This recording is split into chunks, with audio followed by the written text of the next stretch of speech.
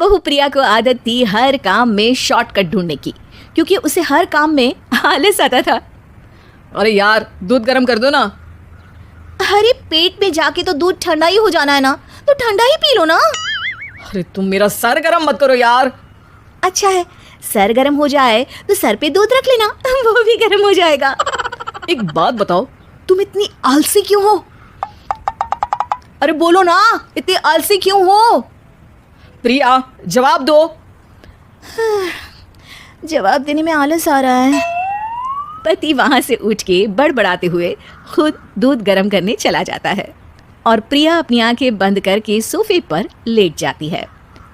प्रिया की इस आदत का घर वाले सबको पता तो था ही, अब तो बाहर वाले भी उसको आलसी बोलने लगे थे। अरे बहू सुन ना, एक गुड न्यूज है। क्या माँ जी, आप सब कुछ मेरे नाम करने वाली हैं क्या? अरे बस तेरा दिमाग पैसों में ही लगा रहता है।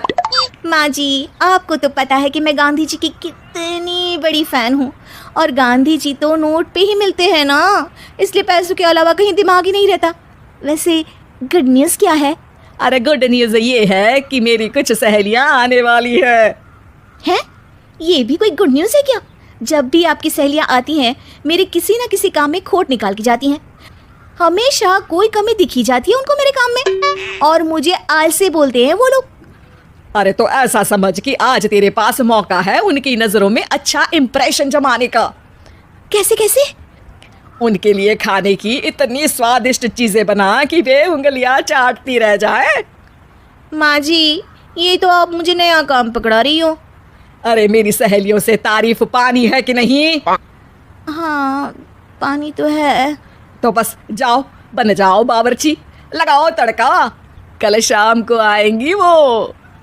अगले दिन सास सुबह से घर के बाहर अपनी सहेलियों के पास चली जाती है और शाम को सब प्रिया के हाथ का खाना खाने घर आते हैं।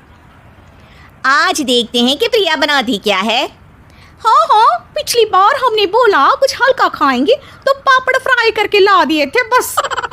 हाँ, और उसके पहले जब आए थे और बोला था कि भारी खाना खाना है तो तरबूज काट कर ले आई थी। बोल रही थी तरबूज भारी होता है ना। अरे बस भी करो, इतनी बुरी नहीं है मेरी बहू। तभी बहू वहाँ खाना लेकर आती है। पनीर कोफ्ता, भिंडी मसाला, शाही मसाला, दाल, डबल तड़का, लच्छा पराठा, मिस्सी रोटी। अरे बस बस बहू, इतना सारा खाना। अरे अभी तो और भी है, फ्राइड राइस भी है अभी तो आपके लिए, और हाँ, अरे सूप लाना तो भूल ही गई मैं। अरे लगता है पिछली बार की कमी आज पूरी कर ही देगी बहू। हाँ हाँ, आप खाइए तो। हाँ खाएंगे तो सही, इतना खाना बना तो दिया है, अब देखना भी तो पड़ेगा ना कि बना कैसा है। हाँ हाँ, लगा ले भोग खुद को। खाना चखते ही तीनों सहेलियां प्रिया की वाहवाही करने लगती है। अरे शानदार, जबरदस्त, जिंदाबाद, मजे आ गए प्रिया। प्रिया की सास भी कमाल है, बहू को क्या जायकेदार खाना बनाना सिखाया है। अरे मान गए भाई, इतना अच्छा खाना तो हम में से किसी की बहू नहीं बनाती, और हम भी नहीं बनाते, झूठ क्यों बोले।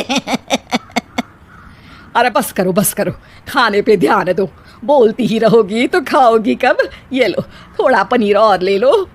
सास भी सहेलियों के साथ खाना खाने लगती है, पर बहू के साथ अपनी भी तारीफ सुनकर सास मन ही मन फूली नहीं समा रही थी।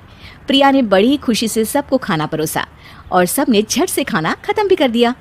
राधे राधे, मजा आ गया। और थक गई खाना खाते खाते, अब बस बिस्तर लग जाए मेरा।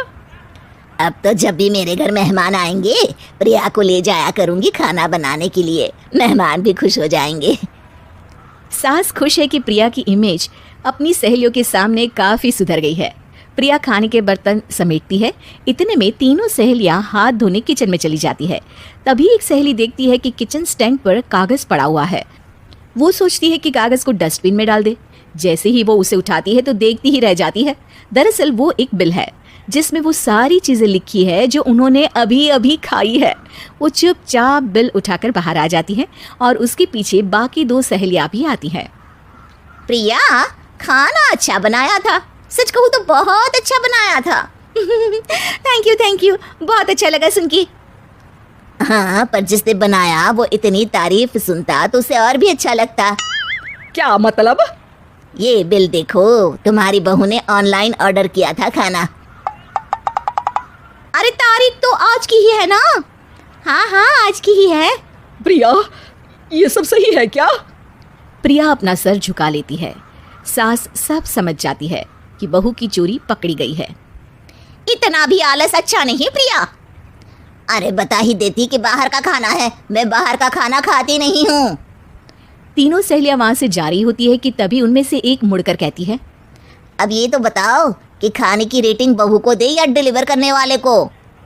प्रिया समझ जाती है कि शॉर्टकट लेने की वजह से उसके साथ सास को भी ये बेइज्जती झेलनी पड़ी और वो कसम खाती है कि अब से शॉर्टकट से नहीं, मेहनत से काम करेगी।